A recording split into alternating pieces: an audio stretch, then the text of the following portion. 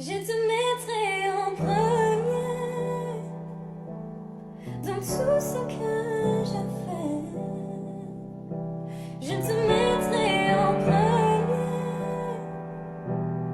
dans toutes mes... Bonjour chers frères et sœurs en Christ, c'est vraiment une joie pour moi de partager la parole de Dieu avec vous.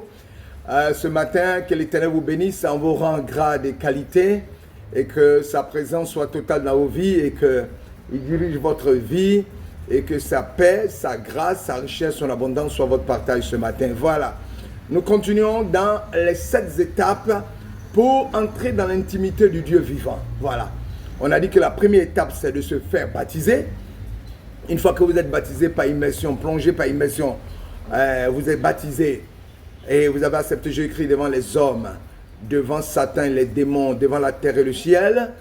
Ensuite, vous demandez au Saint-Esprit de venir remplir pour briser radicalement l'ancienne vie, c'est-à-dire ce qu'on appelle demander à l'Éternel la nouvelle naissance. Et lorsque vous êtes né de nouveau, la première chose que vous allez aimer, c'est la parole de Dieu. Vous allez la parcourir. Donc, premier élément, se faire baptiser. Deuxième, être né de nouveau. Troisième, aimer et lire la parole de Dieu jour et nuit. Voilà, c'est-à-dire aller connaître qui est l'Éternel des armées. Celui qui veut connaître Dieu, c'est dans sa parole que vous pouvez le connaître. Voilà.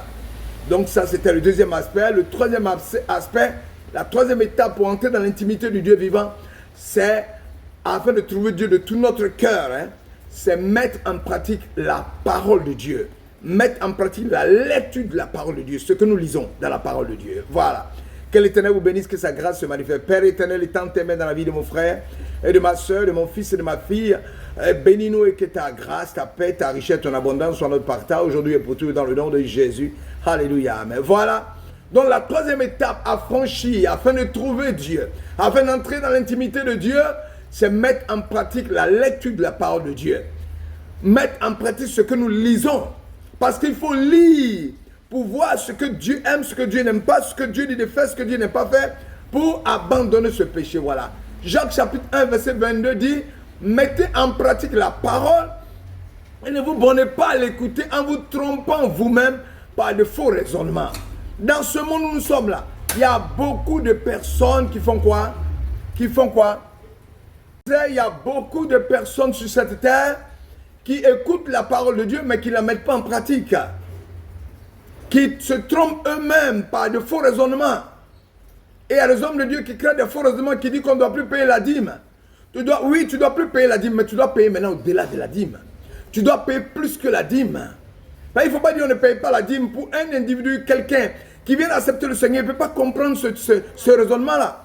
Donc on ne paye pas la dîme, on paye au-delà de la dîme. On ne veut pas écouter le pasteur seulement, mais on écoute la parole de Dieu, on la met en pratique. Voilà ce qu'on doit faire. Toi qui es le Dieu Tout-Puissant et tant aimé, manifeste-toi. Donc, si nous mettons en pratique la parole de Dieu, nous ne vivrons plus selon nos désirs, selon notre passé, mais nous vivrons maintenant selon le plan de Dieu en Jésus-Christ, son Fils. Les anciennes choses seront passées, une nouvelle vie va commencer puisque nous allons appliquer la parole de Dieu à notre vie. Nous aurons en horreur le péché, et nous voudrons toujours plaire à Dieu par sa parole. Donc toi qui es rempli de l'Esprit de Dieu, qui est né de nouveau, qui aime la parole de Dieu, qui la lit, tu dois mettre maintenant en pratique ce que la parole de Dieu dit. Oui. Et en ce moment, quand tu mets en pratique la parole de Dieu, le péché ne sera pas ton bataille. Toi-même, tu vas rejeter le péché. En effet, l'écoute de la parole de Dieu va nous communiquer la foi. Selon Romains chapitre 10, verset 17. Ainsi, la foi vient de ce qu'on entend. Ce qu'on entend vient de la parole de Dieu. Si tu ne lis pas la parole de Dieu, comment tu peux avoir la foi? Tout est dans la parole de Dieu. La foi émanant de la parole de Dieu va créer un désir ardent de parler à Dieu par la prière. Comme je dis, on prie. Quand tu veux parler à Dieu, tu pries. Mais quand tu veux que Dieu te parle, tu ouvres les Écritures, sonnes les Écritures. C'est dedans que Dieu a parlé. Et c'est dedans que Dieu a parlé pour l'éternité. C'est dedans que Dieu parle. Donc je voulais te dire, il faut que tu respectes la parole de Dieu. Il faut que tu l'appliques à ta vie. Il faut que chaque jour, tu cherches la face de l'Éternel. Il faut que tu lises la parole, que tu la mettes en pratique, que tu respectes les instructions qui sont dans cette parole. Nous devons le faire. Mais nous ne respectons pas les instructions qui sont dans la parole de Dieu. Et nous voulons que Dieu agisse dans nos vies. Pour que l'Éternel agisse dans ta vie, il faut que tu respectes les instructions qui sont dans sa parole. C'est en respectant les instructions, en les appliquant à ta vie, que la parole va bouleverser ta vie, la transformer et t'amener d'amener à avoir des désirs qui s'alignent sur le désir de l'Éternel.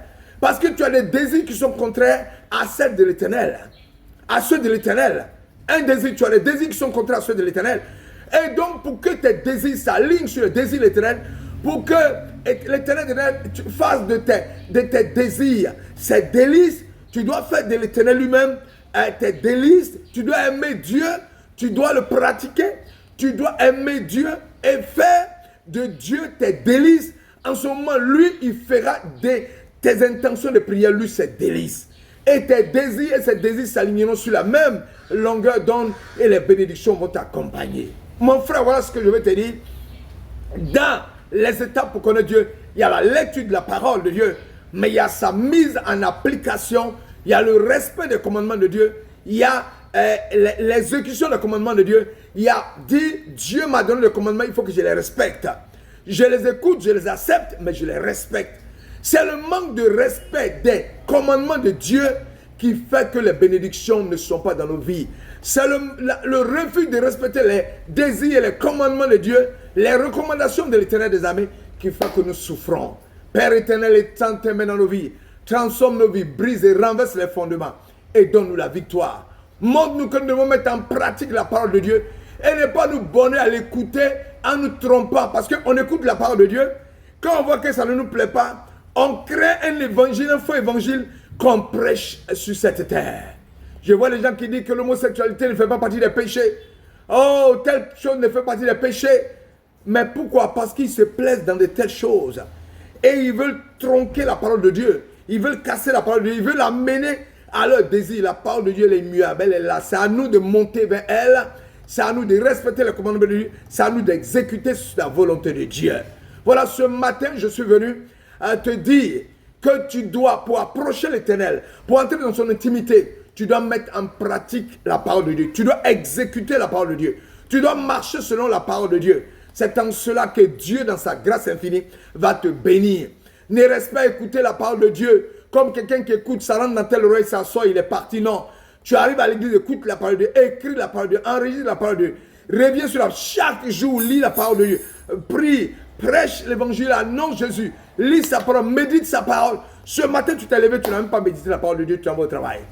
Parce que tu comptais que dimanche, tu allais dimanche, lundi, mardi, mercredi, jeudi, vendredi. Ça fait 4 jours que tu n'as pas médité la parole. Tu attends dimanche pour aller à l'église et ouvrir la grosse Bible que tu as et lire. Non, tu dois méditer la parole de Dieu tous les jours. Tu dois marcher selon la volonté du Seigneur. Tu dois proclamer la grâce de Dieu.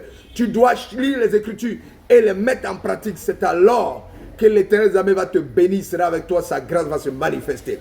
Ce matin, voici le message que l'Éternel m'a donné pour toi. Pratique sa parole, c'est-à-dire lis la parole, mais ne la lis pas seulement, mets-la en pratique. Respecte les commandements. C'est en cela que la grâce de l'Éternel sera manifestée dans le nom puissant de Jésus-Christ de Nazareth. Toi qui es le Dieu tout-puissant, qui es le roi des rois, manifeste-toi et bénis ton peuple là, afin que ta richesse et ton abondance soient notre partage. Parce que toute la bénédiction de Dieu se trouve dans sa parole. Et c'est en respectant sa parole, en respectant ses commandements que nous serons bénis.